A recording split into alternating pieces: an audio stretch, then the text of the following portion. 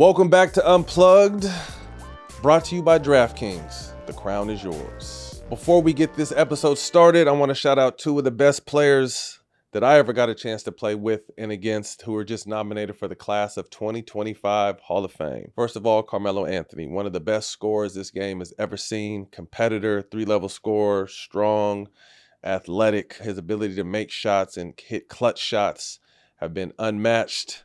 So salute. And then Dwight Howard, one of the most disrespected, greatest players I've ever had a chance to play with and against. I got a chance to play with Prime Dwight in Orlando. Just incredible on both sides of the ball.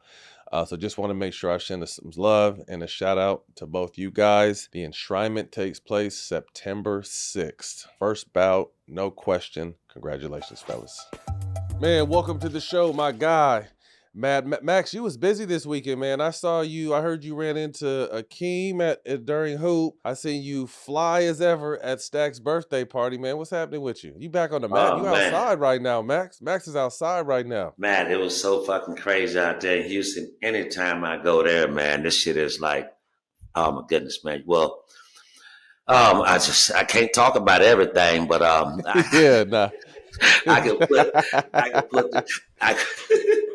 But give us the clip notes. Great party, man. I had a wonderful time, man. It was a wonderful time, man. It was great. Happy birthday to our brother Stack, man. I had my kids this weekend, so I had to live vicariously through Instagram, but everybody was fly. A big topic leaving the national championship game is your brother Hakeem not being able to get on the floor. What's the deal with that, man?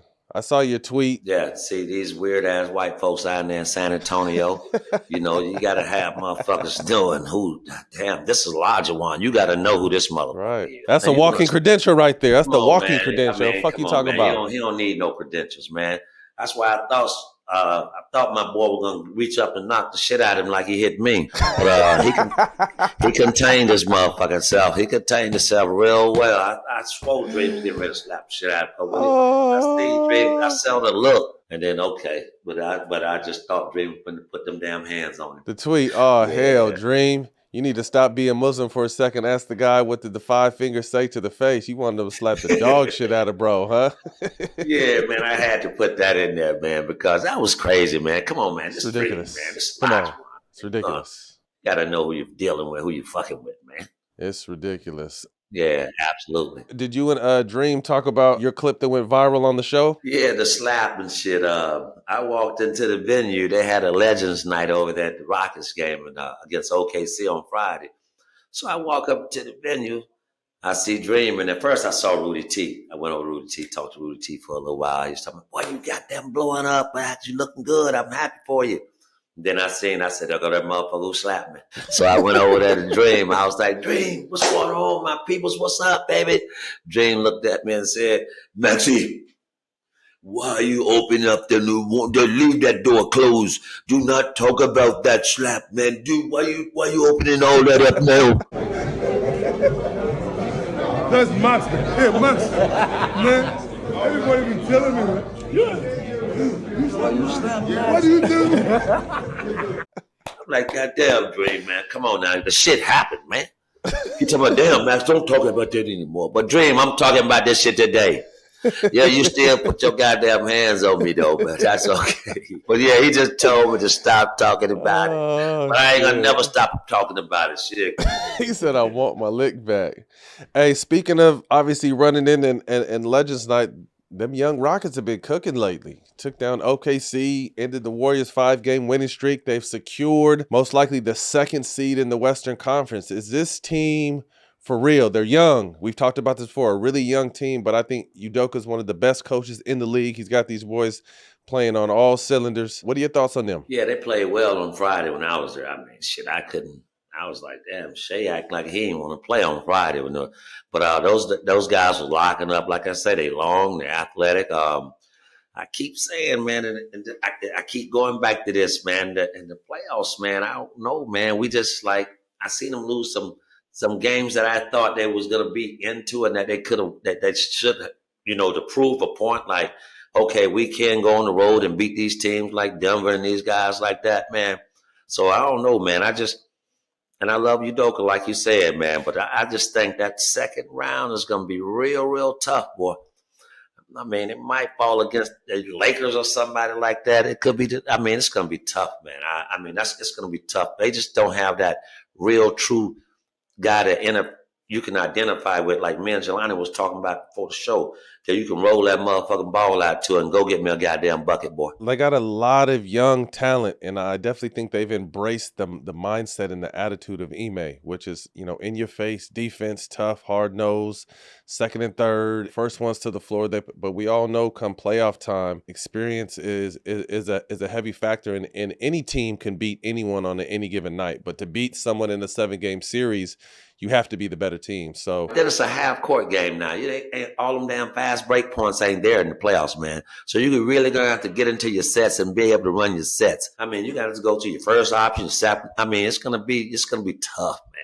So it's good because, again, I think this is, OKC's been able to get here the last few years and take their licks and understand the process and what it takes and how the game slows down and how every possession counts. And this is going to be Houston's kind of, with this core, this is going to be the highest they've been and, expected to win. But a lot of people have upset alert on the Rockets. So we're definitely going to have to see. One thing I did want to point out, though, is they really put the clamps on Steph. I mean, they threw multiple defenders from Thompson, Brooks, Eason, had him frazzled.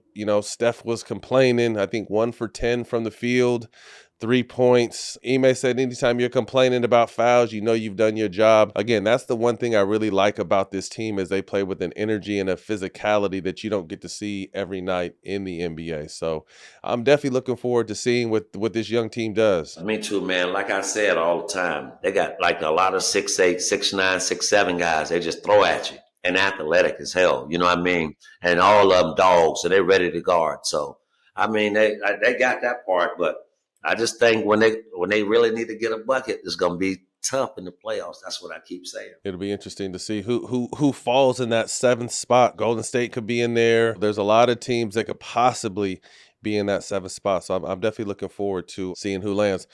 Amin Thompson, what's his ceiling? I mean, he's one of my favorite young players. Him and his brother have come in this game and showed a different side of athleticism and IQ and skill. What are your thoughts on him and what is his ceiling? A dog. He a fucking dog. You know what I mean? He won't the best player every fucking night, the guard, out there on the perimeter.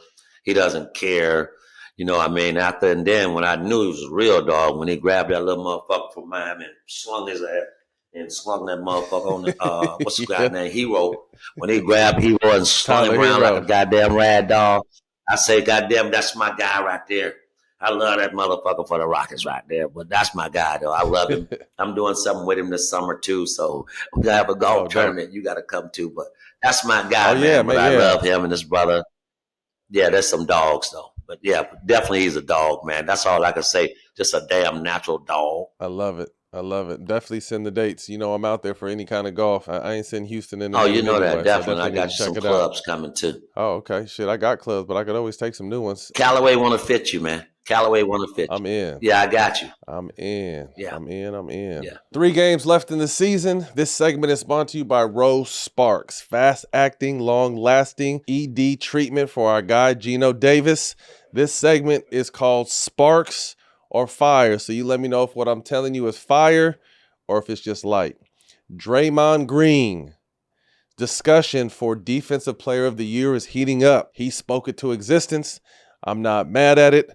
He's odds-on favorite to win Defensive Player of the Year this year. Is that Sparks or is that fire? That's Sparks. I like Draymond, though. He's damn. Okay. I like Draymond, man. That's my guy. He's a dog-ass nigga. I like what he said. What he said, shit. That's everything I was.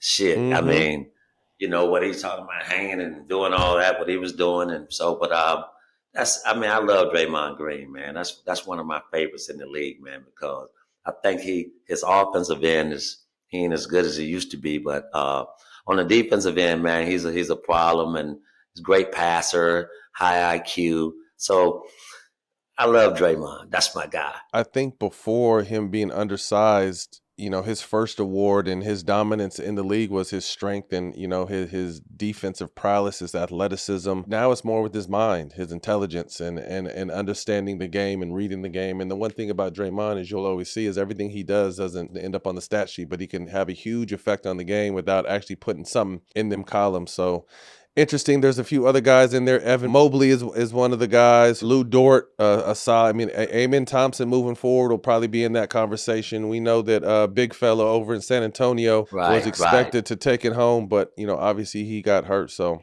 yeah, definitely excited to see. And I love that kid. I love that kid Dort too now. Shit, I was talking to him the other day. I love Dort, man. He's a goddamn two-way player to me. I love him the way he knows his role and he just go out and do it. And I love him, man. I love Dort. Good ball. He turned himself into a two-way player because you remember early in his career, he couldn't hit the ocean. Right? Yeah, he put a lot. Man, he put a lot of work in on the offensive end to make himself a threat. And then, like you said, already one of the best defenders in the game. Quick note: if Draymond does win Defensive Player of the Year this year, he'll be the oldest player to win it at 35 years old, man. So I'm definitely rooting for him and hoping that happens. Our boy Ja Morant is in some more trouble. He got fined $75,000 for making a gun gesture on the court twice. Not once, twice last week versus the Warriors. Is this an overreaction to stuff he's done in the past? Because let's be real, a lot of people do it on all different levels. I mean, shooters shoot and they point the guns, but I just kind of feel like Josh shit is a little different because he's got caught on Instagram, 2 different times with a piece and lost a lot of money and had to do all this shit. But the one thing I will say, Vern, is I think he's really going to embrace, whether it's self-proclaimed or really thrown upon him, I think he's going to embrace this villain role. And I don't know if you guys want to wake that monster up because I think he looks for any little thing to get edges. And I think I'm going to show you a bad guy type. What did he call? We were tripping at the house the other day when he hit the game winning against Miami and he called the dude guarding him a pigeon. I'm like, this dude is off the chain, bro. He's different. He's different. That's my guy, man. That's my guy. What are your thoughts on him? I love him. I know his daddy. I love the family, man. That's my guy. But Ja got to chill with all that shit. You know what I mean?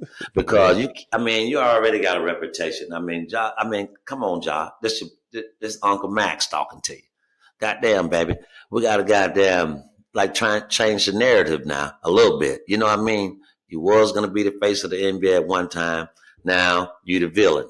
Okay, that's who I was. So you can embrace the villain part and shit and be a villain, but still, man, keep that goddamn money in your goddamn pocket, boy. I'm trying to tell you, man, save that motherfucking money, man, because I wish I know you motherfuckers make way more money than what the fuck I was making, but I won't give a fuck, man. Save that money, man. Be more professional about what you're doing, man. You get more motherfucking deals than what you're getting, boy. Well, there's no question. I think, obviously he was on a trajectory to be the face of the league, hands down. And I think, obviously, all the stuff that's come his way negative has unfortunately been self-inflicted. Obviously he got hurt. But the off-the-court trouble, it wasn't because of anyone else doing anything. It's because of him. And that affects the bottom line across the board because, he has a great shoe. And his shoe was on pace this is right when Kyrie was leaving. So they needed a shoe to take it. And how I judge shoes is how many shoes do I see at an AAU tournament? And I was seeing Ja's shoe on everybody. And now I don't.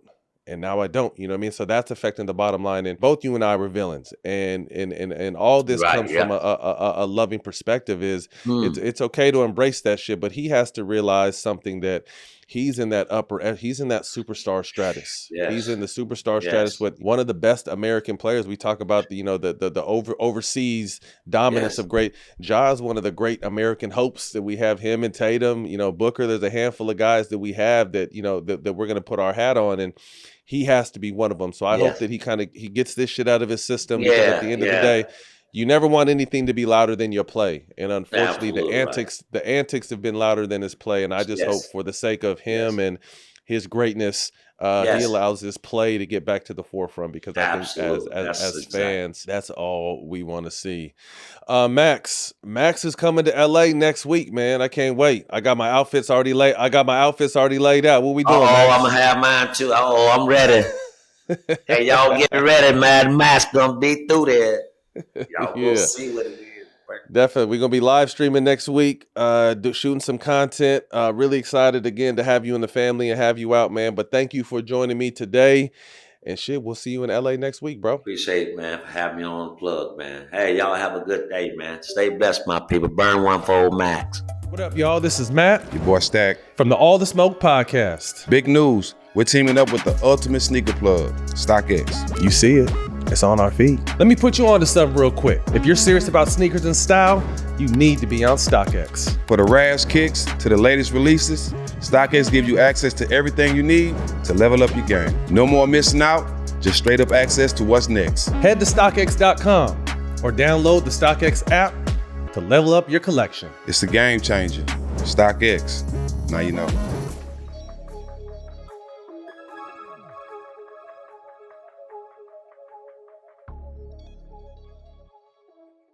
You ever had one of those moments when you want to elevate your night?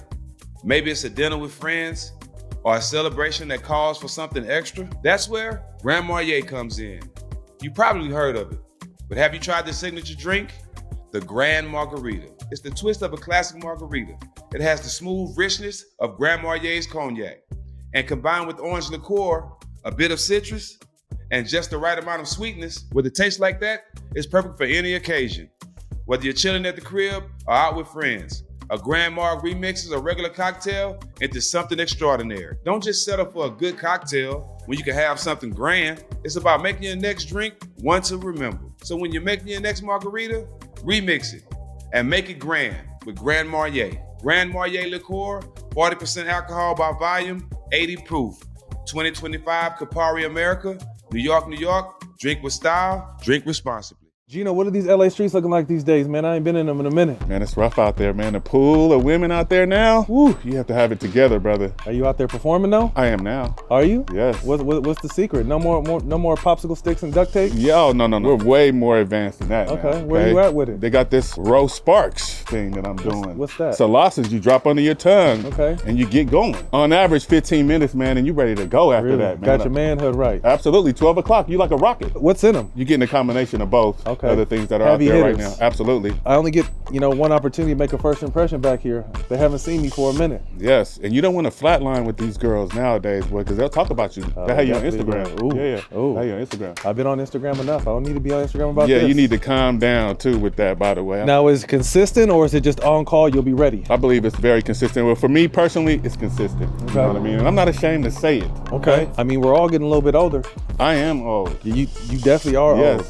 Well, I'm glad that you don't have to use the old antics you've been using in these LA streets for a while, and now you have something brand new. So Yes. you're almost like a new man out here. Absolutely. The Cougars love me out there. Man. Do they? Yeah, absolutely. I believe it. Man. I believe I'm a it. good So where guy. can I go and get this? Man, I got mine from road.co/smoke, man, and they had it right at my front doorstep, man. If prescribed, new sexual health patients get $15 off Sparks for your first order on a recurring plan. Connect with your provider at road.co/smoke to find out if prescriptions of Rose Sparks is right for you.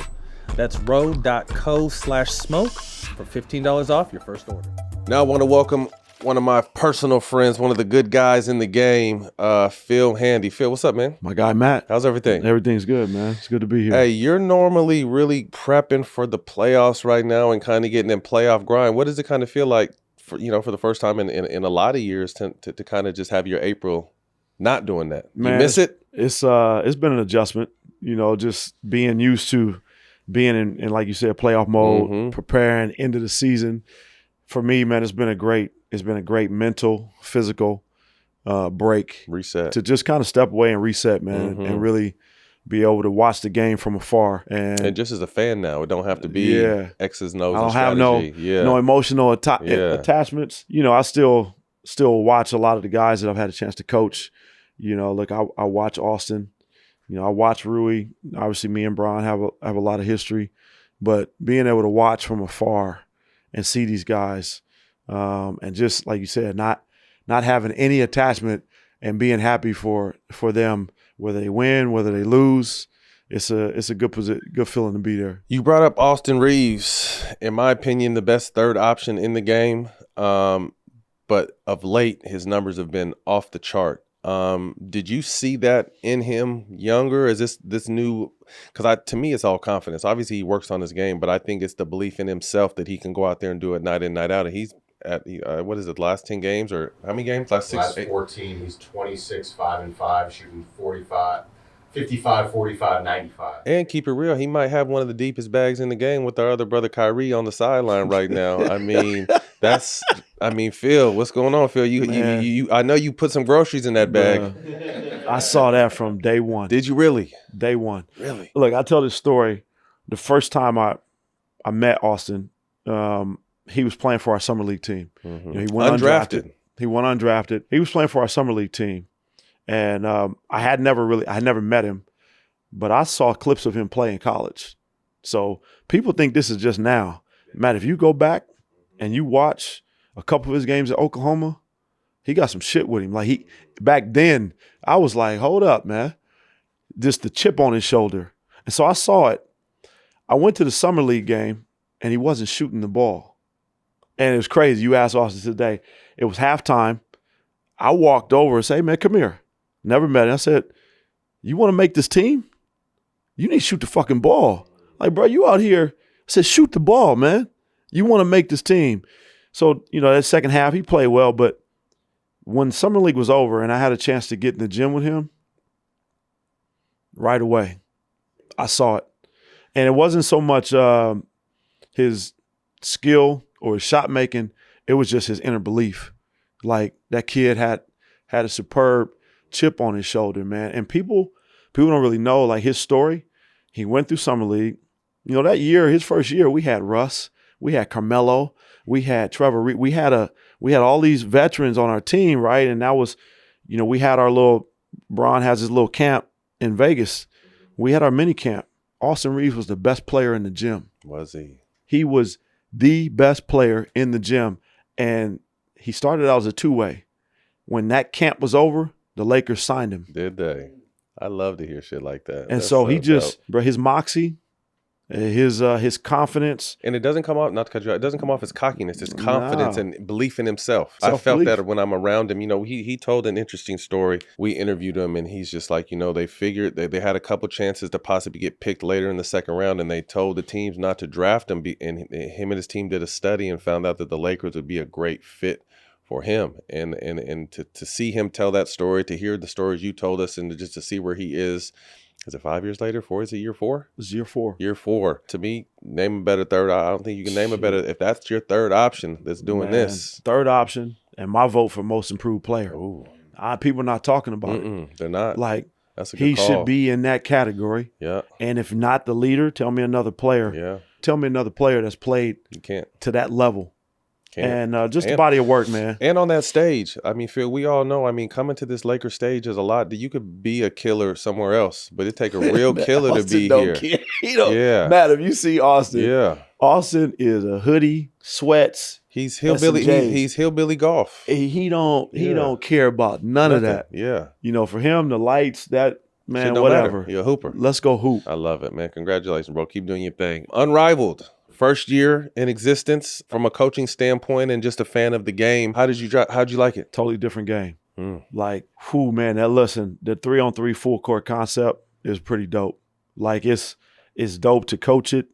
It's tough for the athletes to play it, but just the whole concept of being able to play in space, shorten court. You just think about when you go to a gym and you get a couple of dudes and you play 3-on-3 full court, it's a good workout. This is a little bit of a shortened court. It's customized to it. And, man, the game is fast-paced. It's physical. A lot of people didn't really understand just these ladies are physical and they play fast in this setting. So, 1, you better be in shape. 2, you better be able to defend just a little bit, not just a little bit. Because it's going to be trouble if you can't. You get put on that island on 3-on-3 in a full court setting. It's pretty tough. But, man, just the whole concept. Unrivaled did a great job in their first year. There's always some kinks and things you got to figure out. But to pull this off the way they did in such a ginormous way for these ladies, man, it was big time opportunity for the ladies, for the coaches, everybody involved. It was really good. I know you've always been close to the women's game. and trained it and coached it now. But are there some of the ladies that surprised you still? Yes. During this run? Man, listen, for me, having an opportunity to really step into the W and be in their environment, man, there's some hoopers. And I was completely not caught off guard, but just like I wasn't familiar. Like I knew a lot of the ladies and seen them play, but to see them up close and see them, some of these ladies that probably don't get a chance to do on their teams in the W, they were able to come to Unrivaled and just showcase, at least for me, some things that I hadn't seen. So like Alicia, I want to make sure I pronounce right. I had not seen her play. She was out there getting to it. Like she was hitting threes, in the handle, and I mean, just playing free. So for me, that's one example. Like even I had never really been around Courtney Vandersloot, savvy vet. Just really, there's a list, man. There's a long list of being able to watch these ladies up close. It was really eye-opening for me, but not in a sense of being surprised. I knew they can hoop, but when you get close to them, you're like, okay, they can really hoop. It's different too. I mean, fans would see if NBA guys are playing in the summer, that freedom to kind of play your game and not have to play your role is a whole nother monster. And you get to see different sides and really how good people are. Work on your craft, right? Look, I think this is where Unrivaled for the women's game. A lot of people have asked me, well, where can the women's game grow? The development piece and the side, they don't have time to develop. Most of these ladies, they play the NW and then they go to Europe, right? So they play year round, or then they have some Olympic responsibilities. This was the first time that this group of ladies said, I'm not going to go to Europe. We're going to take 10 weeks and we're going to work on our game and then we're going to play. So they had an opportunity to really understand, well, what do these NBA guys do? Season's over, what do? They take care of their bodies. They go work on their game. There's a development piece. So I think that's where the W, or women's basketball on the highest level, is going to see the biggest growth. Now they have time to really focus on the development. Let me focus on my body. Let me get in the weight room. Let me do all these other things that we've never done before. And I think the curve is going to take maybe 3 to 5 years for them to get used to it, for the coaches to get used to it, and then just that become part of just the whole women's ecosystem of how they improve. Do you think we'll ever see Caitlin Clark in Unrivaled? It's a good question. I think you will. I would be, if I was a betting man, I think you could see it. I think this year for her, she needed the break. Some time off. She went right from college into the W. So she, again, just not having no time off. I would be surprised if she never plays. Shout out to everybody. I mean, the concept, the execution, the ability to pay these women some good money so that they can do everything you spoke about. What were the facilities like, and rooming? Everything was where it needed to be? Man, excellent, top notch. That's dope. So they picked, they took this soundstage kind of place out in Doral, Florida, which is out by the airport, and they gutted the whole place. Built an arena, custom arena, sat about 900 people. They built a practice court behind the arena. They had a weight room, hot, cold tub, sauna, nutrition, recovery, everything. They had daycare. They had podcast studios. They had estheticians. They had a makeup room. Bro, they went all out. I love it. It's the little shit you don't think of. Like you said, daycare. It's just shit you don't think of. These women have to, hurdle over to be able to accomplish their goals. So, man, shout out to everybody in Unrivaled, man. Beautiful first season. Definitely looking forward to the second season. On a little bit of a sour note, JuJu and Kyrie both ACLs, two people you know very well, two people you've worked very closely with. Have you got a chance to speak to them? And what's this journey like? I don't think a lot of people understand the journey from injuries like this, the dark days, the days I want to say fucking quit, the good days, and then the better. Like, what is this journey going to be like for both of them in two different stages of their career? Yeah, I mean, I've talked to both of them numerous times since. Been on FaceTime with Kyrie a few times. Kai gets it. He's been injured before, so his mind of just understanding what this process is like is for him.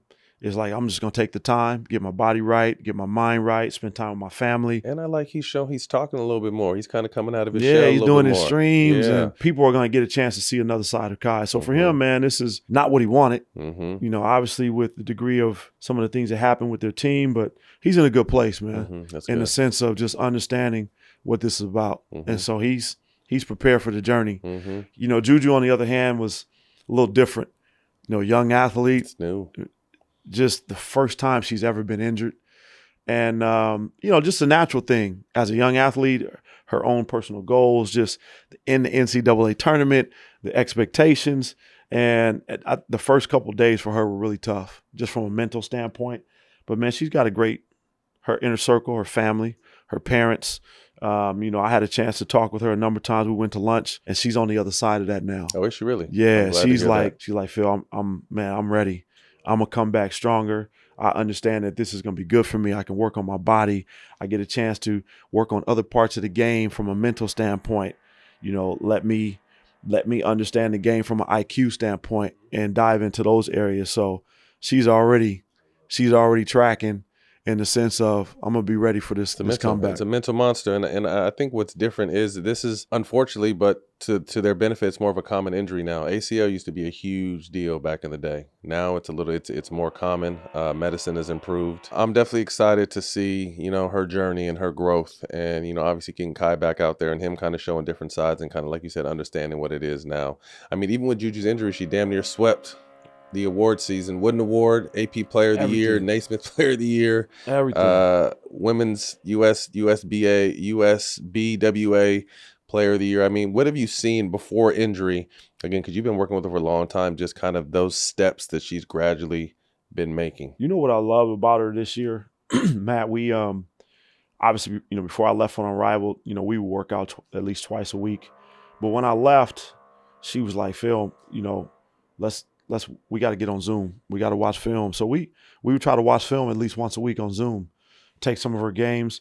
And just the student part of the game is where she's really trying to have the growth. I think a lot of people look at JuJu and just see her talent, but she's like, we talked about her just having her basketball IQ rise to the same level as her talent. Scary. Boy, scary. That's where I really love. Like, we would watch film and she was always curious. What about this? How do I read this? Okay, what's here? And that part of the game for her, I saw a lot of growth in terms of just her understanding just her gravity. And then how can I get better at making my teammates better? And so just that part of the game for her, man, she's always been very open to understanding it's more to it. And then, you know, she used the word anxious. She's like, sometimes I feel anxious when I'm on the floor in terms of scoring. I'm like, Ju, you got the ball every possession. You don't have to be anxious, right? The ball's going to find you. So now how can you just slow the game down, read the game? If your teammates are open, throw them just a simple pass. That's Kobe-esque to me, though. That next level, that mental side. Facts. You know, that's something he wanted to dominate as well, like that mental aspect and focus. And I've told this story before, but just him understanding. We were on a flight to Spain, and he had a bunch of courts, and he was figuring out where the rest of us were going to be open at, because he's watching the guy. Now, he's not watching the guy guarding him. He has one eye on the help and the other eye on the third defender. So where do I see you guys open at? And it's just that next level. And like you said, for her mental, if her mental catches up to her skill set, she has a chance to be the greatest. It's coming. Ever. It's coming. Well, you heard it from Matt. You didn't hear it from me.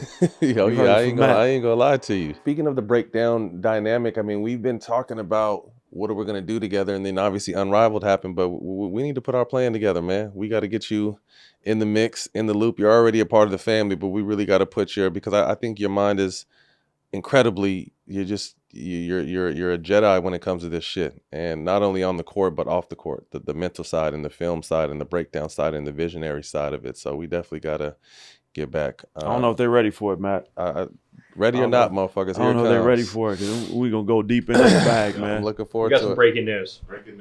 The Nuggets just fired Mike Malone. Oh, my God. Did they really? They lost 4 in a row, and they just fired him now. And this is the second coach that this late in the season. This doesn't happen. So they fired the Grizzlies coach a month before the season. They're 4 games before the end of the regular season. Who's going to coach it? One of Jokic's brothers? Zan Keefe. This late in the season is crazy. I mean, normally I see it around All-Star, but I mean, you're a week from the playoff, 2 weeks from the playoffs.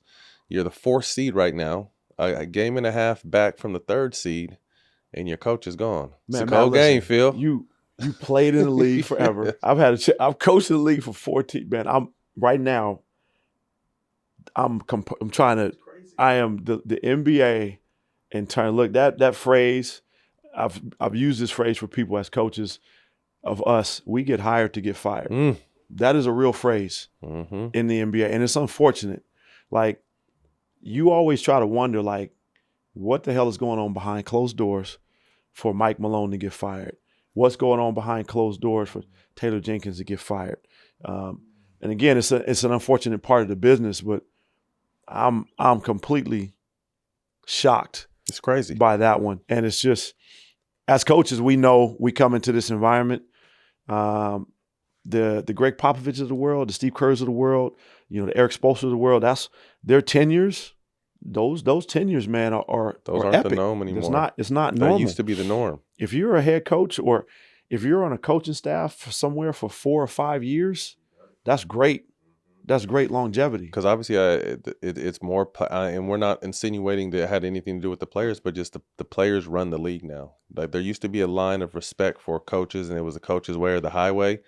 When I came in the league in the early 2000s, now it's the players' way or the highway. And again, we're not insinuating by any means this was a player move or anything like that. It's just the players have more power now. So the tenures of coaches it's always going to be the coach that's going to be the scapegoat, because the players are making too much money. That's the part of the business that I have a problem with, in terms of how coaches are always the one that's thrown under the bus. Look, everybody has a job to do, right?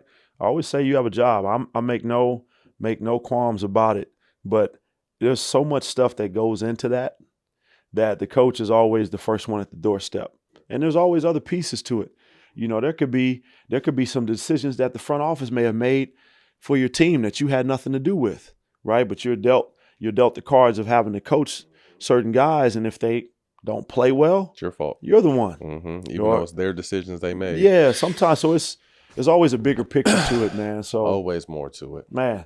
Ooh, very solid coach, man. I've heard NBA champion. I've heard a lot of people speak really highly of Mike Malone. So I'm sure when he's ready, he'll land back on his feet. But 4 games before the playoffs is insane.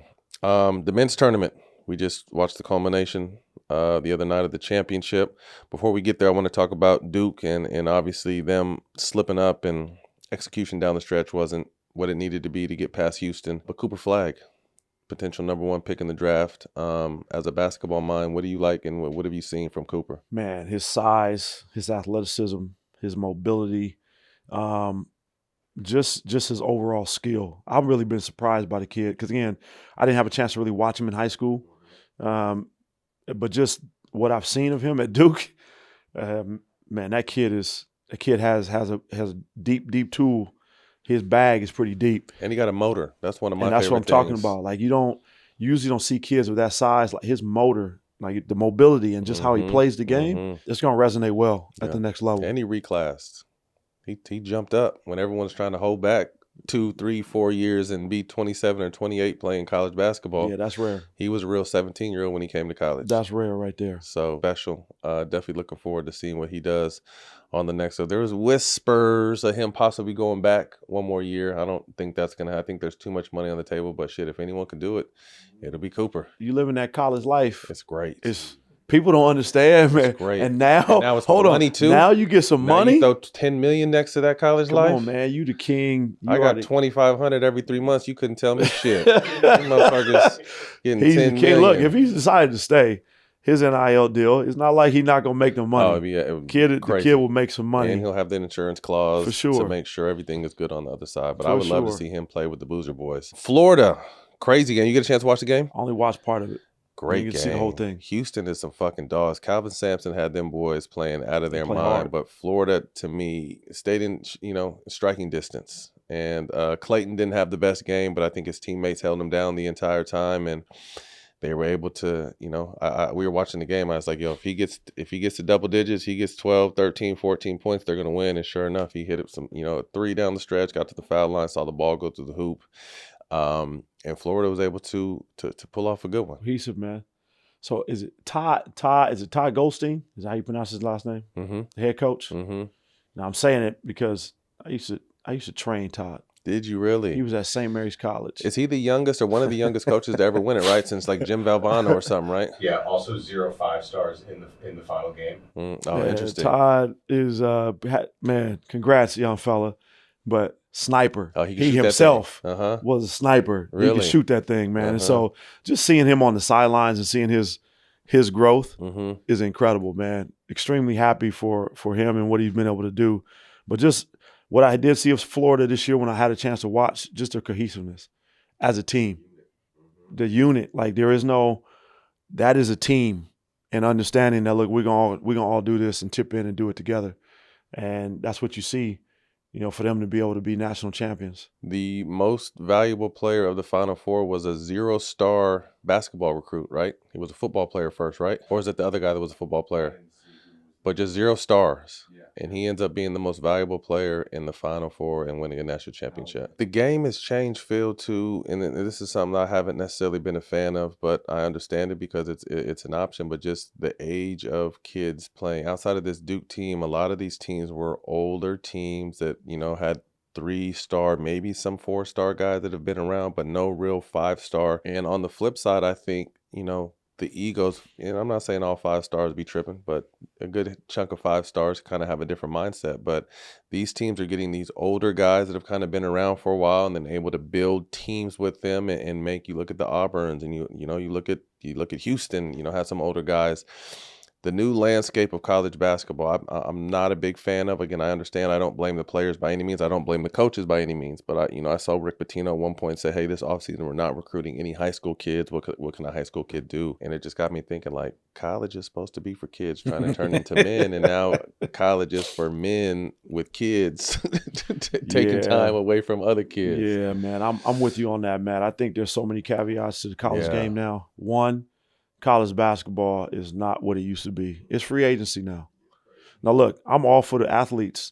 I love that the kids are getting paid, right? But what the NCAA has done, they just created the Wild Wild West to me. No boundaries, no rules, in the sense of with the NILs, right? You talk about the NILs and these contracts. How can you help prepare these young men to be professional athletes, right? So give them some boundaries. All right, fine. We're gonna pay you and give you NIL.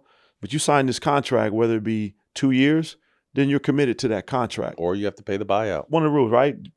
Make some rules to where everybody's protected. Coaches, players, all alike. But the portal, and again, I've been learning more, that's what has exiled high school kids. Then you take all of these rules now. What's the new rule? Junior college players have junior college years, or they don't count. I went to JUCO, and so when no one out of JUCO only had 2 years left or a year left. You could have been a freshman. These dudes are exempt. So look, I think there's 2 sides of it. As a coach, I would like mature players. No question. Right? As a coach, you want mature players. That kind of really hurts the young players because some of them are going to need time to raise to that level of maturity, not just mentally, but physically, the whole piece. So you take these guys that are 4-year, 5-year, 6-year, 7-year. I mean, it's now you have a team of experienced players that. And it shows. Like I said, we know the game and understanding. That's why we don't blame the players or the coaches because, you want to win. But that's the one reason why I was rooting for Duke. Because Duke had 4 freshmen that were instrumental in their run. Well, see, you got 2 boys. Yeah, man. absolutely. I'm coming down the pipeline with the shit. 2 young bucks that you I like, got man. 4 boys. Yeah, but you want an opportunity for your boys to go through the ranks. And like I said, it was just it was weird because you're a little bit older than me. When we were coming up, we always played up. We never wanted to play down. We never wanted to hold back twice. Like what are you running from?